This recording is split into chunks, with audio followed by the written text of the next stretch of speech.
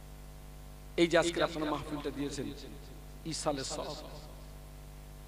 তবে একটা কথা মাথায় রাখবেন, আমাদের এই পাঠিত সওয়াবে সব কবরবাসী কবরে উপকৃত হয় না। আমরা যে মৃত্যু ব্যক্তিদের রুহে রুহে ইসালের সওয়াব করি, সওয়াব পৌঁছাই, এটাতে সব কবরবাসী উপকৃত হয় না। একদল কবরবাসী তারা উপকৃত হয়, আত্মায় শান্তি পায়, আর একদল কবরবাসী কিছুই পায় না, হাহুতাশ করে, রোনাজারি করে, কান্নাকাটি করে, কিছুই পায় না। আপনাদের মনে একটা প্রশ্ন এসে যাওয়াটাই স্বাভাবিক, যে কারা উপকৃত হয় আর কারা উপকৃত হয় না। আল্লাহ পাক জানে আমার বান্দা গুনাহ করবে, আল্লাহ জানে আমার বান্দা অন্যায় করবে, অপরাধ করবে।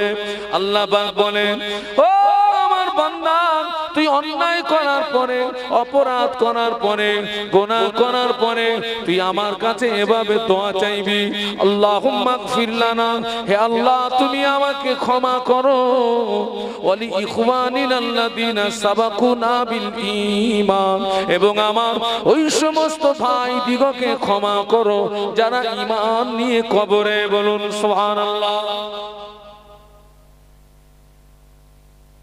আমাদের পাঠিত সওয়াবে ওই কবরবাসীরা উপকৃত হয় যারা কি নিয়ে কবরে চলে গেছে বাবা? ঈমান নিয়ে। ঈমান নিয়ে তারাই উপকৃত হয়, তারাই আত্মায় শান্তি পায়। কিন্তু যারা ঈমান হারিয়ে কবরে চলে গেছে বাবা, ওদের কবরে যদি উহুদ পাহাড় সমান নেকি ঢেলে দেন, কাজ হবে না, কাজ হবে না। আমাদের আব্বা মা, দাদু দাদি, নানু নানি, চাচু চাচি যারা জন্মের মতো বিদায় নিয়ে চলে গিয়েছেন, কে ঈমান হারিয়ে চলে গিয়েছেন, ওটা আমাদের জানার প্রশ্ন নয়, ওটা জানে কে? একটু জবান খুলে বলুন।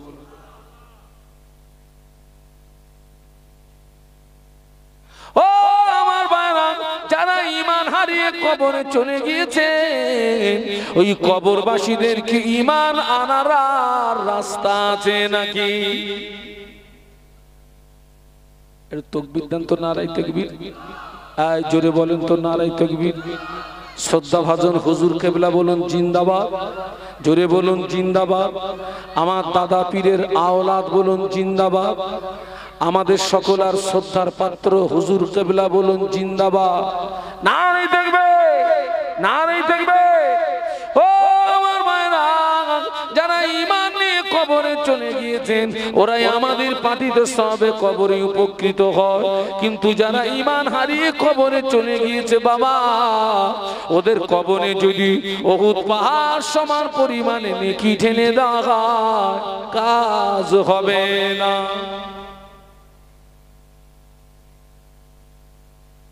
কে ঈমান হারিয়ে গিয়েছে ওটা আমাদের জানার প্রশ্ন নয়, ওটা জানে আল্লাহ। তবে যারা ঈমান হারিয়ে কবরে চলে গেছে, ওদের ঈমান আনার রাস্তা নেই। আর যারা ঈমান নিয়ে কবরে চলে গেছেন, হারানোর আর, বলুন বলুন বলুন, হারানোর ভয় কাদের? কাদের গো? আমাদের। ঈমান হারানোর ভয় আল্লাহ নবী ১৫০০ বছর আগে নূরের জবানে বলে গেলেন, ইসবিউর রাজুলু মুমিনান ওয়া ইমসি কাফিরা ওয়া ইমসি মুমিনান ওয়া ইসবিউ কাফিরা। ও আমার ভাইরা, আল্লাহ নবী বললেন, আখিরি জামানা আমার একদল উম্মতি, ওরা সকালবেলা ঈমান আনবে, সন্ধ্যাবেলাতে কাফের হয়ে যাবে, আবার সন্ধ্যাবেলাতে ঈমান আনবে, সকালবেলাতে কাফের হয়ে যাবে। আল্লাহ নবী ১৫০০ বছর আগে একদিন আক্ষেপের সঙ্গে দোয়া করেছিলেন, আল্লাহ পাক আমার উম্মতি দিগকে যেন ১৪০০ হিজরিটা না দেখতে হয়। ও রব্বুল আলামিন, আল্লাহ পাক আমার উম্মতি দিগকে যেন ১৪০০ হিজরিটা না দেখতে হয়। কেন না?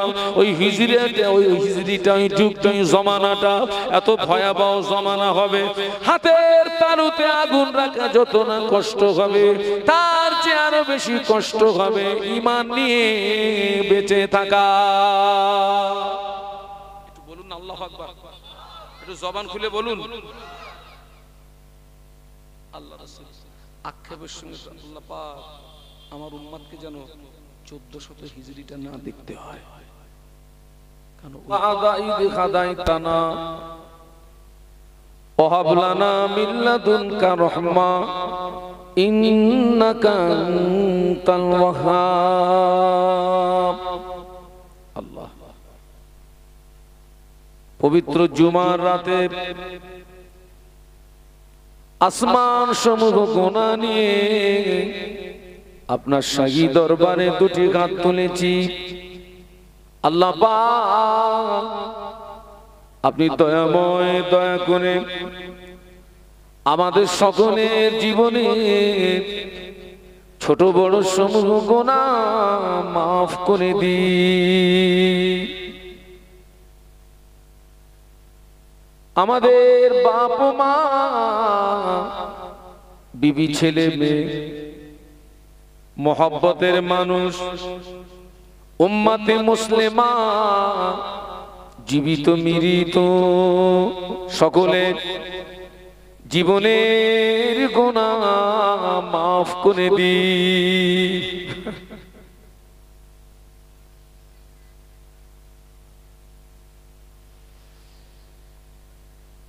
এই গ্রামে যত কবরবাসী, আশেপাশে যত কবরবাসী, আমরা যারা হাত তুলেছি, আমাদের আব্বা মা, দাদু দাদি, নানু নানি, চাচু চাচি, যদি কারো কবরে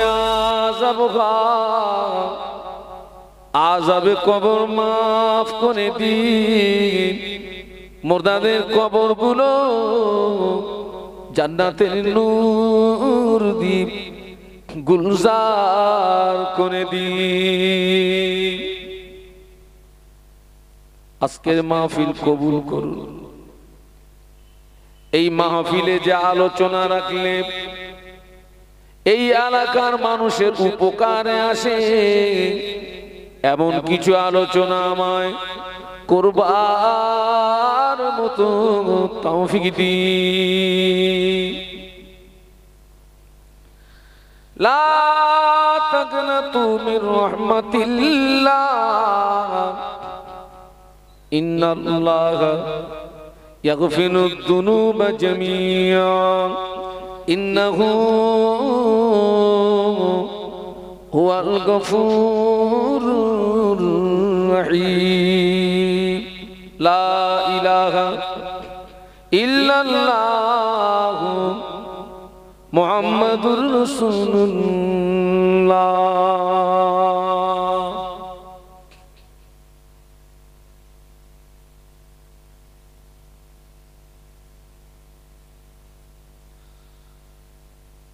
قال الله تعالى في كلامه المجيد والفرقان الحميد. بسم الله الرحمن الرحيم. اللهم اغفر لنا ولإخواننا الذين سبقونا بالإيمان.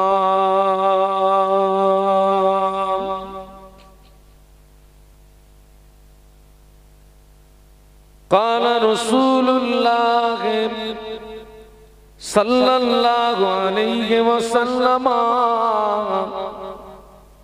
إذا مات الإنسان انقطع عنه عمله إلا من ثلاثة، إلا من صدقة جارية أو علم ينتفع به أو ولد صالح يدعو له أو كما قال عليه الصلاة والسلام. সম্মানীয় আপনাদের মসজিদের যোগ্য ইমাম সাহেব, সম্মানীয় ওলামা হযরত, সম্মুখে উপবিষ্ট ভদ্র মহোদয়গণ, পর্দার আড়ালে অবস্থিতা আম্মা এবং বোনেরা, আল্লাহ পাকের দরবারে অসংখ্য শুকরিয়া, যিনি দয়া করে দ্বীন ও শরীয়তের কিছু জ্ঞান অন্বেষণের উদ্দেশ্যে একটি মোতাবাররক মাহফিলে উপস্থিত হওয়ার তৌফিক দান করেছেন। আমরা কৃতজ্ঞতা প্রকাশে মোহাব্বতের সঙ্গে বলি আলহামদুলিল্লাহ। প্রিয় নবীর মাজার মুকদ্দাসে জানাই অসংখ্য দরুদ এবং সালাম। আমরা প্রত্যেকে অন্তরের স্থল থেকে বলি সাল্লাল্লাহু আলাইহি ওয়াসাল্লাম।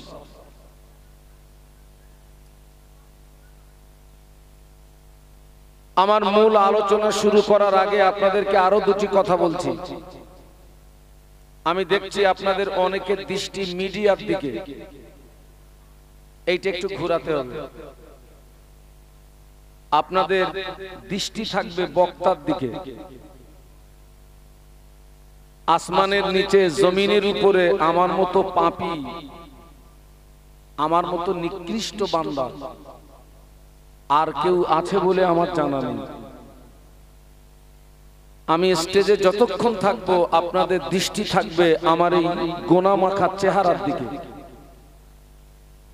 আর আমি স্টেজে যতক্ষণ থাকবো আমার দৃষ্টি থাকবে আপনাদের মতো আল্লাহ ওয়ালাদের চেহারার দিকে। এবং আপনারা এই নিয়াতে বসুন যে আজকের এখানে যে সমস্ত ওলামারা আসবেন, শরীয়তের মাপকাঠিতে তানারা যে আলোচনাগুলো রাখবেন, আমরা আল্লাহর রাস্তায় ওই আলোচনাকে মেনে নেব। বলুন আল্লাহুম্মা আমিন। বাবা, ও যদি মানেন তবে আপনার জীবনে উপকার আসবে, যদি না মানেন ওই ওয়াজ ওই নসিহত আপনার জীবনে কোনো উপকার সাধন করতে পারে না। আল্লাহ পাকের দরবারে দোয়া চাই, আল্লাহ পাক আমাদের উভয়কে শোনা বলার চেয়ে বেশি আমল করার তৌফিক দেন। একটু বলুন আল্লাহুম্মা। আপনারা শ্রোতা, আমি বক্তা। আপনারা যেন মনে করবেন না যে ওয়াজ করা সহজ। ওয়াজ নসিহত করা অত্যন্ত কঠিন। যিনি স্কুলের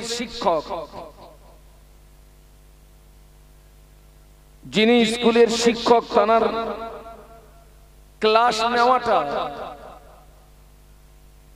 অনেক সহজ, তুলনা অনুযায়ী ওয়াজ করা হাজার গুণে কঠিন বেশি।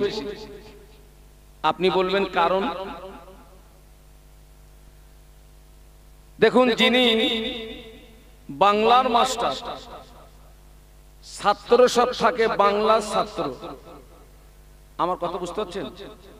যিনি ইংলিশের মাস্টার, ছাত্র থাকে ইংলিশের ছাত্র। যিনি ভূগোলের মাস্টার, ছাত্র থাকে ভূগোলের ছাত্র। তার মানে ছাত্র হচ্ছে সব এক ক্যাটাগরি, এক লেভেল। আমি স্টেজে যতক্ষণ থাকবো আমি কিন্তু আপনাদের শিক্ষক, এটা আপনাকে মেনে নিতে হবে। এখন যদি এখানে আমার আব্বাজি এসে বসেন, আমি আমার আব্বাজির শিক্ষক। এখানে যদি আমার দাদুজি এসে বসেন, আমি আমার দাদুর শিক্ষক। তো আমি আপনাদের শিক্ষক, আপনারা আমার ছাত্র। এই ছাত্র কি সব এক ক্যাটাগরি বাবা? না, কেউ আছেন 4 পাস, কেউ আছেন 5 পাস, কেউ আছেন উচ্চ মাধ্যমিক, কেউ আছেন মাধ্যমিক, কেউ আছেন MA, কেউ আছেন BA, আবার অনেকে আছেন নাঙ্গল পাস। কি পাস গো? অনেকে আছে বেলচা পাস। এই এতগুলো ক্যাটাগরি ছাত্রদেরকে নিয়ে আলোচনা রাখা সহজ না কঠিন? খুব কঠিন। আমাদেরকে অনেকে প্রশ্ন করে, বলে হুজুর আপনি খান না, পরে খেতে দেন, আমার কিন্তু লোভ লাগতেছে, আমার যদি ওয়াজ ভুল হয় আপনার ছেলেটা খায় বাদাম, তো ও যদি পাশের কাছে কেউ খায় জিভে পানি আসে না, আসে না, আমার অটোমেটিক পানি এসে যাচ্ছে। আমি কি কথা বলছিলাম?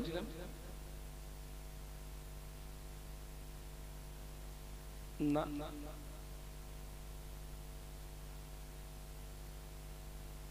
এই যে আমরা মাহফিলে আসি, আমাদেরকে অনেকে প্রশ্ন করে যে হুজুর এই আপনারা রাত জেগে জেগে দুটো তিনটে করে মাহফিল করেন আর হাজার হাজার টাকা নিয়ে বাড়ি যান, মানুষ হেদায়েত হয় না কেন? মানুষ পরিবর্তন হয় না কেন? মানুষ সোজা হয় না কেন? আমাদেরকে প্রশ্ন করে। আপনারা প্রথমত জানবেন, তামাম পৃথিবীর জমিনে যত আলেম, তামাম পৃথিবীর জমিনে যত ইমাম সাহেব, তামাম পৃথিবীর জমিনে যত মুফতি সাহেব, তামাম পৃথিবীর জমিনে যত পীর সাহেব,